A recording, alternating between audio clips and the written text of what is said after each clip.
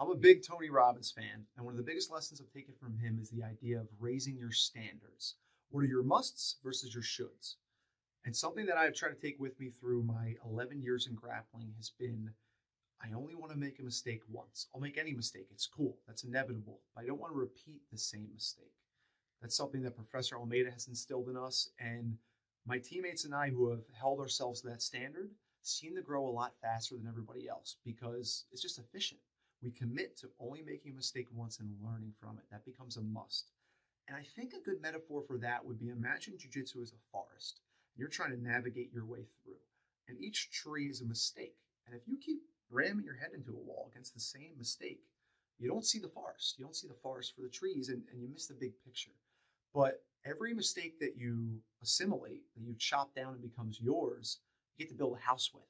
And that path through the forest would be this acquisition of mistakes where you make the mistake, you learn from it, you assimilate it, and you put it in your back pocket.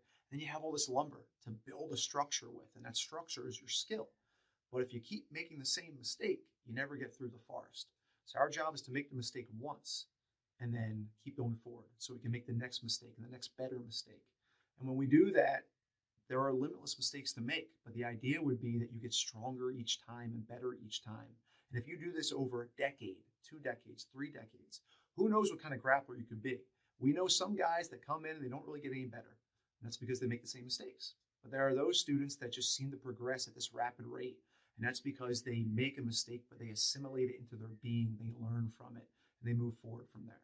So my challenge to all of you would be hold yourself to the standard of I'll make any mistake once and never again. And if we do that, we're going to grow a lot.